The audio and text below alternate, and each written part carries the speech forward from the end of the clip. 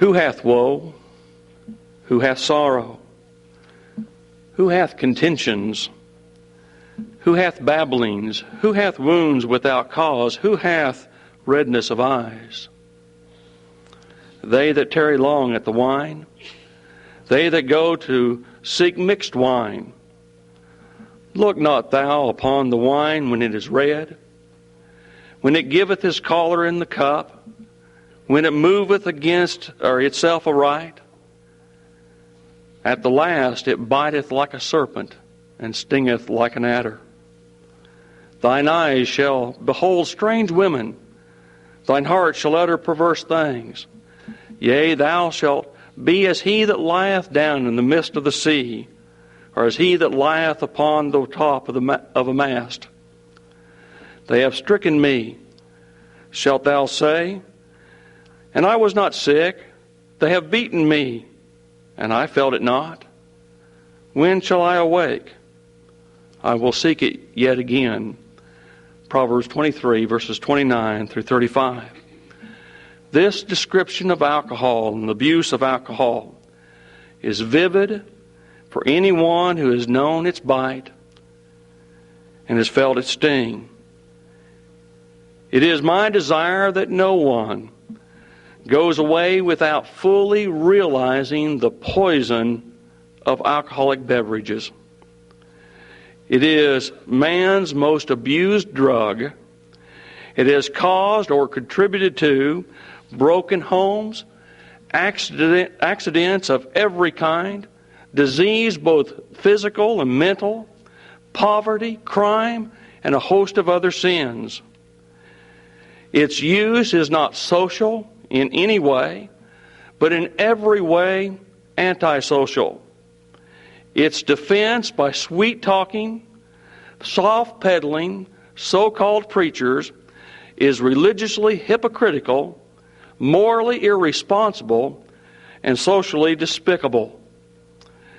Its use has victimized the unborn, children, teenagers, the young, the middle-aged, and the old. It has victimized business people and laborers, country folks and city folks, the rich and the poor. There is no one who has not been victimized in some way by its bite and by its sting. Yet, there are those who want to justify its use. So they twist the Scriptures to justify themselves and others, and it's unto their own destruction, as we read clearly in 2 Peter chapter 3 and verse 16. These are the unlearned, these are the unstable, who twist the Scriptures to their own destruction. And so such Scriptures as John the 2nd chapter and the marriage feast of Canaan, and 1 Timothy 3 verse 8 and the qualifications of deacons, and 1 Timothy chapter 5 verse 23, the injunction given by Paul to Timothy the young evangelist, and of course with the Lord's Supper, even Matthew 26. They're all twisted to justify the so-called social drink. Before we begin an examination of the text that has been assigned, let us establish some principles as groundwork.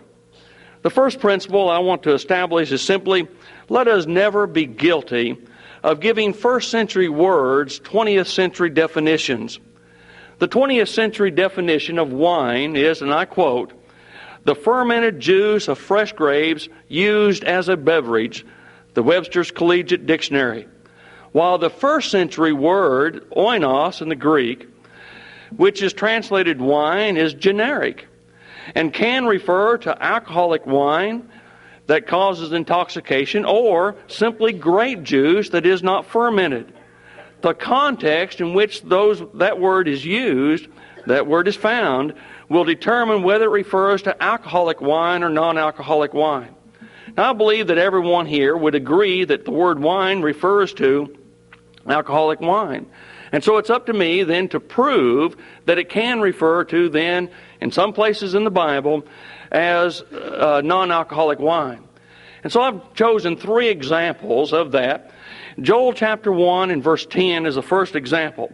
There Joel writes, "The field is wasted, the land mourneth, for the corn is wasted, the new wine is dried up, the oil languisheth." This refers to grapes that have dried up in the field, and he calls it simply the wine is dried up. Those grapes that have dried up in the field certainly could not be intoxicating. Another passage in which the word wine is used with reference to non-alcoholic wine is Isaiah 65 and verse 8. There Isaiah said, "Thus saith the Lord, as the new wine is found in the cluster." Now he's talking about clusters of grapes. And he's talking about wine in those clusters of grapes. Obviously, the wine that's found in the cluster of grapes could not be alcoholic wine, could only be non-alcoholic wine, could only be the juice of the grapes.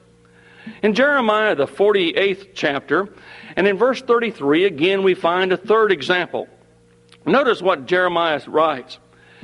"And joy and gladness is taken from the plentiful field, and from the land of Moab, and I have caused wine to fail from the winepress. None shall tread with shouting. Their shouting shall be no shouting." Now the wine is talking about here is wine that is failed from the press. That is, that fresh grape juice that would come out of the wine press has simply failed. Brethren, that could not be alcoholic wine. The only kind of wine that you can get out of a fresh grapes from a wine press is grape juice. By the way, brethren, we also use the term wine press. Now I wonder about that particular word. Does it not also tell us that the word wine can be used of non-alcoholic wine, grape juice, as well as the other? I believe so. A second principle that we ought to consider in thinking about this particular topic is that there are preservation methods in the first century. One of the objections that I've heard over the years is that all those old-fashioned people, they didn't have any ways to preserve grape juice. I've heard the same argument used about instrumental music, but at any rate, that's another story altogether. But the fact is, they did have preservation methods. In the book, and I would suggest obtaining this book, Bible Wines by William Patton of the Star Bible publication, discussed in that book 4 methods of preservations of grape juice in the first century. One such method was to make a jar completely airtight, that it would completely be excluded from air.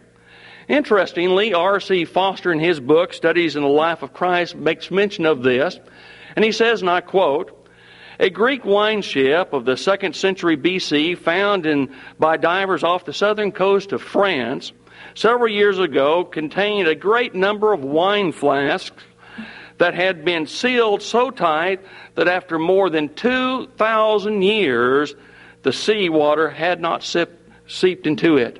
Brethren, that illustrates for us they did have at least one way, and of course Patton makes mention of 4 ways, to seal grape juice in order for it not to turn into wine.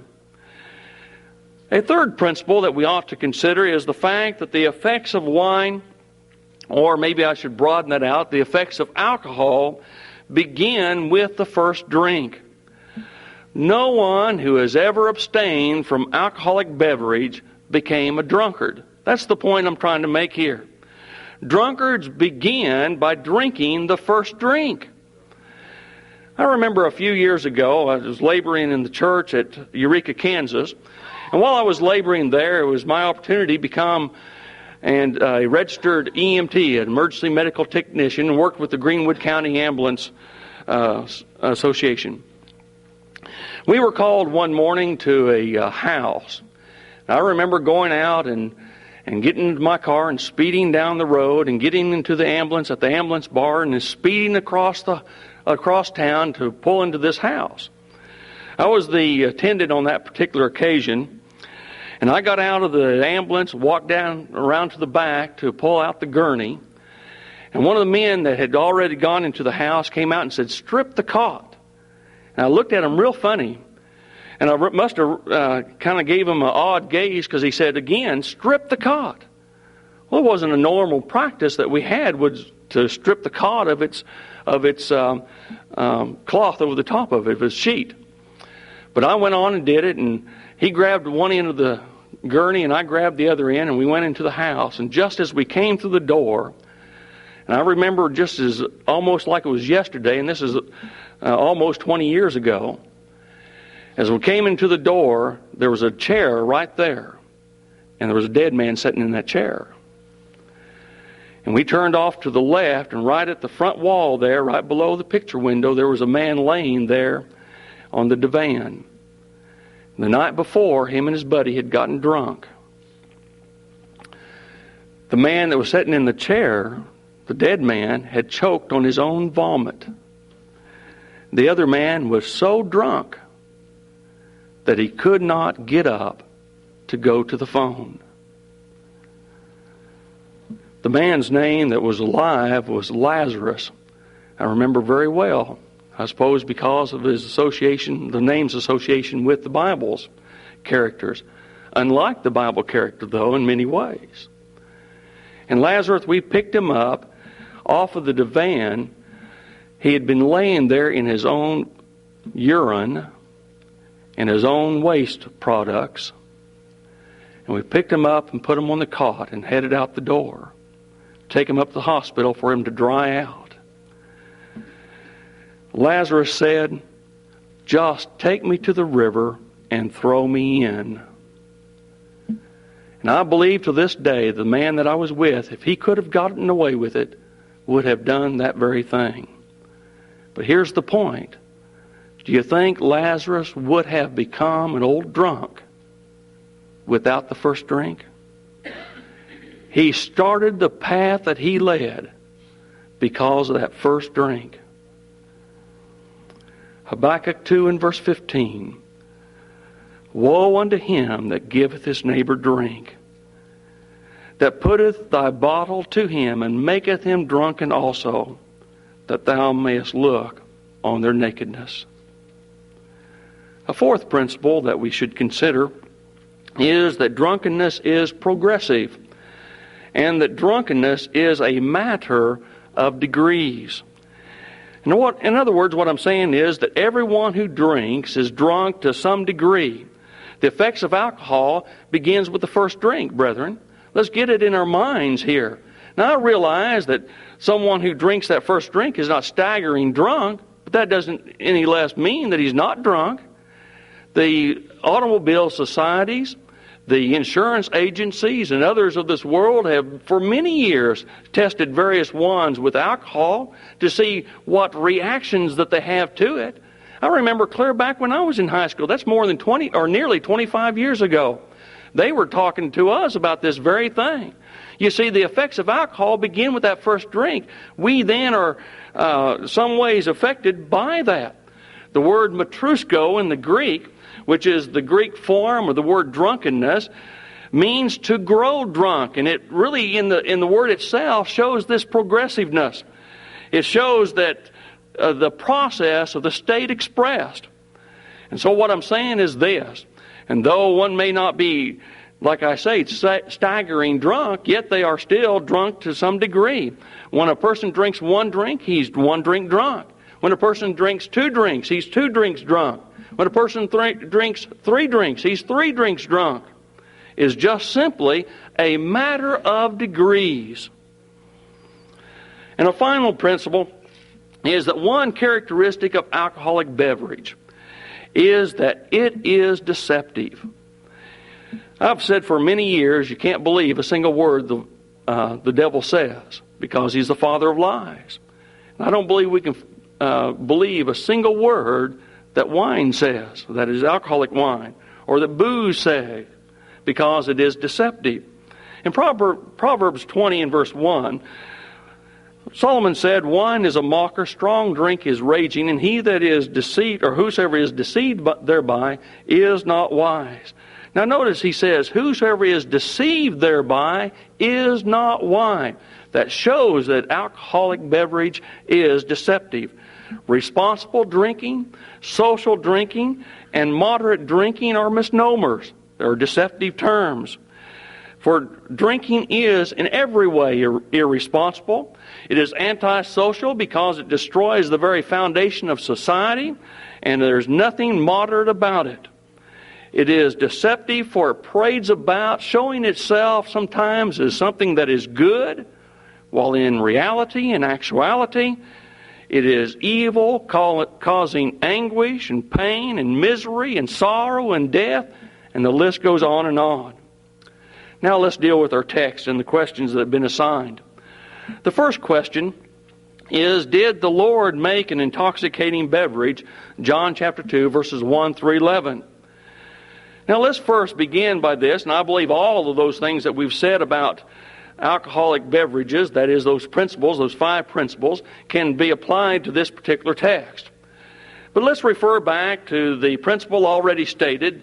The word translated wine in this and all texts of the New Testament can refer to alcoholic wine or non-alcoholic wine. Let us never be guilty then of interpretations based solely upon 20th century definitions. The immediate context of the use of the word wine in this text will help us to understand whether it refers to alcoholic wine or non-alcoholic wine. Those who believe that Jesus made alcoholic wine must first prove that which they simply cannot do. However, they argue that the good wine is intoxicating wine. But the textual evidence clearly indicates just the opposite. The guests at the marriage feast of Canaan were able to discern the quality between what the Lord had made and that which had already been drunk.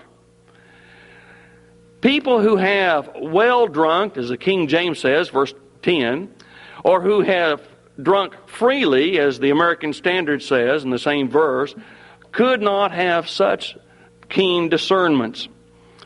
I remember when I was a senior in high school, and like most kids, they have to experience some of this kind of stuff to find the foolishness of it.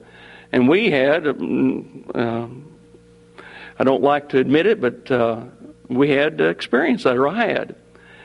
And I had been introduced to the church, and I remember one time going over to a party. And I'd already been introduced to the church and knew that if a man became a Christian, then he had to put away those kind of things, and was convicted of it. I hadn't been convicted of gambling yet, but I was convicted about that. And I went over to this penny poker game that a bunch of us boys were going to have. And I brought in my soda pop, and they brought in their beer and other kind of booze. And I remember when we started gambling, they were the winners. I was losing everything. But as they drank and drank and drank, I began to win and win and win. The point I'm making here is this. Someone who drinks do not have keen discernments. They then become sluggish of mind, and they then begin to do foolish things. Well, those at the marriage feast of Canaan simply could not have discerned between the two. Now let's look at verse 10. He says, "And it saith unto him, Every man at the beginning doth set forth good wine, and when men have drunk or well drunk, then that which is worse. But thou hast kept the good wine until now." The point is then, the good wine could not have been intoxicating wine, because if they had drunk the good wine, intoxicating wine, as they say, then they could not have the discernment to tell the difference of that wine at the end. Further notice that if the Lord had turned water into alcoholic beverage, He had then turned and made a tremendous quantity of booze. You remember that there were 6 water pots of stone, and each of those water pots contained 2 or 3 firkins of peace. That's verse 6. Now, a firkin is approximately 9 gallons. Actually, it's between 8 to 10 gallons, which totals 106 gallons of wine to about 162 gallons of wine.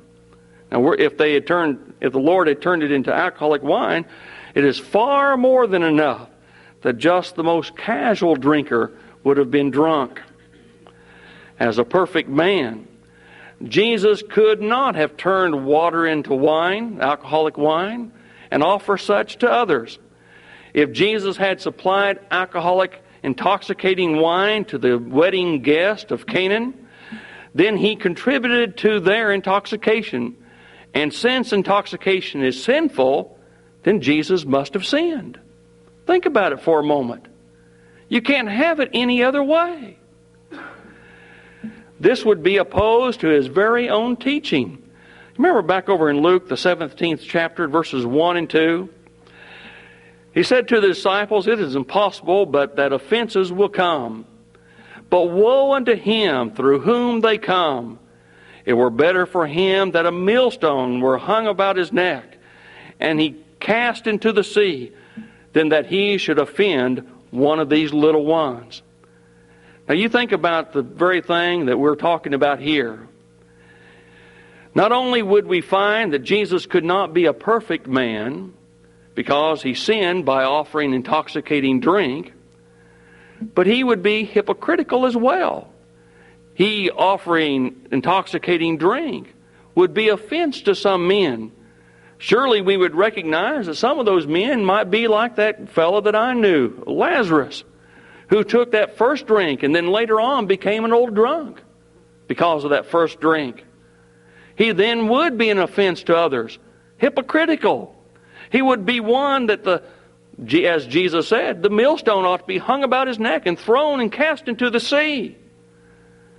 But I'm reminded of the words of Habakkuk again. Habakkuk 2 and verse 15. "Woe unto him that giveth his neighbor drink, and putteth thy bottle to him, and maketh him drunken also." That woe would have been against Jesus if he had drunk and if he had turned that water into alcoholic wine.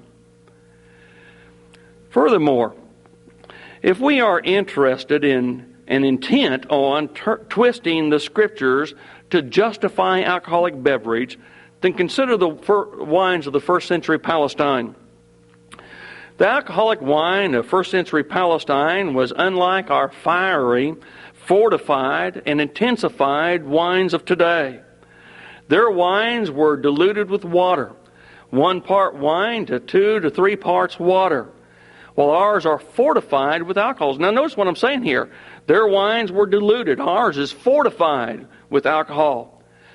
Well, the point that I'm making by that is that no person can appeal to this circumstance in favor of drinking alcoholic beverages unless he can prove that the wines our Lord made is exactly like the wines which he purposes to drink. Now what I'm saying is this.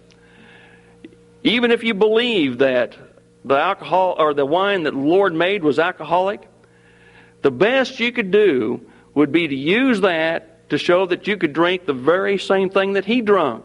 You couldn't use it to justify yourself to drink bourbon or whiskey or vodka or beer or any other such thing. The best you could do would be to prove that you could only drink what he drank. Of course, I think I clearly showed that it was not alcoholic wine anyway. The second question then is moderate use of alcohol condoned? 1 Timothy chapter 3 verse 8 and chapter 5 and verse 23. In 1 Timothy 3 verse 8 is concerning the qualifications of deacons, and it says, "Likewise must the deacons be grave, not double-tongued, not given to much wine, not greedy of filthy lucre." We'll begin with their argument. They began their argument generally with a few verses back, 5 verses back, verse 3, with the qualifications of elders. Those who would argue that moderate drinking of alcoholic beverage say, and I quote, "The word means disposed or addicted to wine. And since one may drink in moderation without being addicted to it, one is at liberty to drink." Concerning the deacon's qualification, they continue, the addition of the word much implies that a moderate consumption of wine, alcoholic beverage, is all right. Now in 1 Timothy 3 and verse 3, the qualification of an elder is simply not given to wine. This literally means, and not at, by, near, or with wine. That's what it literally means. The person who is in the habit of drinking, that is, drinking wine, or associates with those who gratify themselves with it, or participates in revelry caused by it, is not qualified to serve in the leadership of the church. The qualification means that not only are they not to consume it, they are not to even be around it. But someone says, well, yeah, that's true. But what about the deacons? It says much wine, and the emphasis is upon much. And in my notes, I put it in bold print, much wine. Well, brethren, let's look at the text. He says, likewise. Now, what is he talking about there? What he's talking about is like the elders, likewise, in the same way, after the same manner, in like manner. Thus, like deacons, or like elders rather, deacons are not to be near wine. Now let's apply their reasoning with this word much in the same way in other passages as they do. Now the next qualification of a deacon is not greedy of guilt, or not greedy of guilty lucre, guilty of filthy lucre. With the same logic and reasoning, it would mean that a deacon could be guilty of filthy lucre as long as he didn't get greedy. Think about it for a moment. It's the same exact reasoning. Filthy lucre, you remember, is immoral or illegal gain. So in other words, as long as this deacon then didn't get greedy, he could sell drugs. I mean, that's filthy lucre. He could have a prostitution ring. And the list goes on and on and on. Well, we wouldn't apply it in such a way. How silly can we be? Or let's apply it to an injunction given by Solomon in Ecclesiastes 7 and verse 17. And I chose this particular injunction because of the word much in it. There, Solomon wrote, be not over much wicked. So if we applied their reason then, and reasoning power and logic, to this particular passage, it would be all right to be, well, over wicked, just not over much wicked. Well, how foolish can we be? Brethren, we would not apply passages as such. So let us not then apply 1 Timothy 3 and verse 8 to justify moderate consumption of alcohol. The passage simply means not turning one's mind to, not attending to drink, that is wine. In 1 Timothy 5 and verse 23, we find our next passage, which Paul says to Timothy, drink no longer water, but use a little wine for thy stomach's sake and thine often infirmities. Now, drink no longer water simply means be no longer a drinker of water. This does not mean that Timothy was to quit altogether drinking water. Rather, he is to drink wine as well. And so Paul says, use a little wine. Now, it's amazing to me. I've met a few drunks in my life besides old Lazarus, and every one of them seems to know this passage. Every one of them have memorized this verse to justify himself in his evil deeds. Remember, wine can mean alcoholic wine or grape juice. And so the question is, which is this text referring to? Well, some believe that Paul is told Timothy to use a little alcoholic wine to purify or sanitize the drinking water. My sons and I have on many occasions gone out to Colorado to do a little backpacking. And I have a little bottle of iodine tablets at home, and we get water out of a stream and put a tablet in there and sanitize the water that way.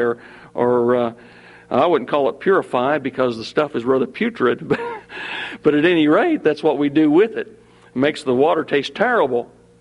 But at any rate, it does sanitize the water and makes it consumable at least. Others believe that the instruction given to Timothy was to use some non-alcoholic wine, that is grape juice, to settle his stomach. Now, this is the point I'm really trying to make. And that is, either purpose, either way you want to interpret it, really matters not to me. But either way, the use was for medicinal purposes. There is no other purpose for Paul's instruction, any justification for using fermented wine and any other alcoholic beverage for any other purpose than medicinal is simply not found in this passage. I think, though, we can prove and show that in the context that he's really not talking about alcoholic wine. It is amazing to me, for years I've been taught that this is simply the purifying or the sanitizing of the drinking water. And as I began then to read and to study 1 Timothy chapter 5, and looking at that passage, if you think about it as being sanitizing drinking water, how does it fit with the rest of the text? How does it fit with verse 22 and verse 24? How does it fit with the chapter and so forth? Well, it doesn't make a lot of sense to me. It's almost as if it's a parenthetical statement if you think about it that way. But here's the point I think that Paul is making in this passage. There are many heartfelt, heart-wrenching situations that an evangelist is involved in, and in which we do not always know the heart of our co-workers, nor the outcome. Those situations would make anyone's stomach a little upset.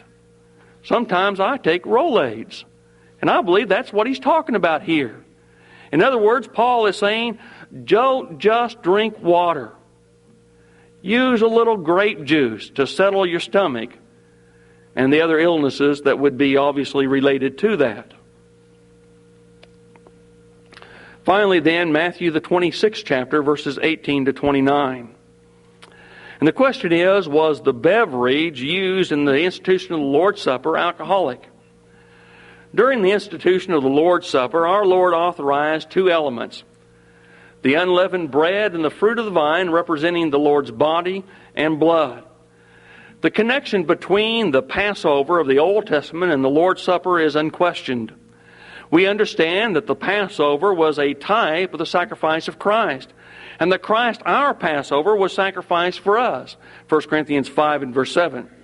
And we understand that the Lord's Supper was instituted in the upper room after our Lord and His apostles ate the Passover.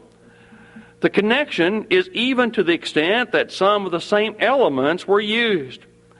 During the Passover, all leaven was forbidden, even to the extent that it was not even allowed in the house for 7 days, lest they be cut off from Israel, like Exodus 12 and verse 15. Fermentation is a type of leaven. And the word leaven and the word ferment comes from the same original words and means basically the same thing. And thus the wine of the Jewish Passover, as commanded by God. Now notice what I said, as commanded by God, not by what they practice today, because they don't practice this. And thus the wine of the Jewish Passover, as commanded by God, was simply grape juice. Leaven is often a symbol of sin and corruption. You remember our Lord talked about the leaven of the Pharisees? What was He talking about? He's talking about the corruption that the Pharisees taught. And you remember 1 Corinthians chapter 5, verses 6 through 8? You can't come up here yet. Here comes the beast. I've been wanting to say that for 8 years.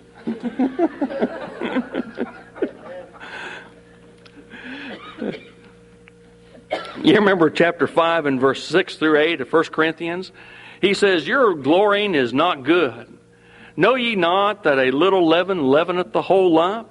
Purge out therefore the old leaven, that ye may be a new lump, as ye are unleavened. For even Christ our Passover is sacrificed for us. Therefore let us keep the feast with the old leaven, neither with the leaven of malice and wickedness, but with the unleavened bread of sincerity and truth. Christ, in contrast to leavened bread, has no sin. He is the priest, the high priest, that is touched with the feelings of our infirmity and is in all points tempted like we are, yet without sin. Further notice this prophecy and its fulfillment. In Psalm 16 and verse 10, the psalmist says, "For thou wilt not leave my soul in hell, neither wilt thou suffer thy Holy One to see corruption." In Acts 2 and verse 31, on the day of Pentecost, Peter said, here's the fulfillment. He seen this before spake of the resurrection of Christ, that his soul was not left in hell, neither did his flesh see corruption. Thus, just as leavened bread could not properly symbolize our Lord's body, leavened, fermented, corrupted grape juice, alcoholic wine, could not properly symbolize our Lord's blood. Also notice the term fruit of the vine. Rather than using the generic term wine, oinos, our Lord chose the term fruit of the vine. The word fruit is not the ordinary produce. It's not just any produce, but is the offspring, literally, of the vine. And it is that which the vine begets. The fruit of the vine, the juice of the grape, is that fruit of the vine. Not alcoholic, for that's a byproduct of it.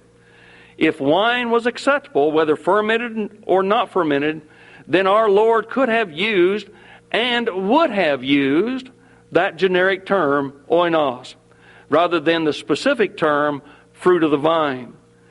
God has always demanded our first fruits. Alcoholic wine is not a natural fruit, and is certainly not a first fruit. Grape juice is the first fruit. There is much more that can be said on the subject of alcohol, and many other scriptures that have been twisted to justify its use. However, the Bible is quite clear on the use of alcohol. It is strictly forbidden. At the very least, it is questionable practice, and we ought to stay away from its evil bite and viperous sting. It is beyond my reasoning power to understand how people who claim to be spiritually minded and morally upright will justify its use. Many innocent people have broken hearts because of alcohol. Many innocent people have broken homes because of alcohol. Many innocent people have wasted resources because of alcohol. And many innocent people have wasted abilities because of alcohol. Many innocent people, have fallen victim to every crime imaginable because of alcohol. The results of alcohol are staggering, pun intended. Blood has filled our streets because of this vile beverage. Graves have filled our hills and vales because of this evil drink. Reproach has filled our nation because of that wicked intoxicant. Corruption has filled our society because of this corrupted liquor. Shame and disgrace has filled our homes because of this malicious booze. Dear brethren, rather than justifying its use by twisting the Scriptures, let us stand diametrically opposed to it.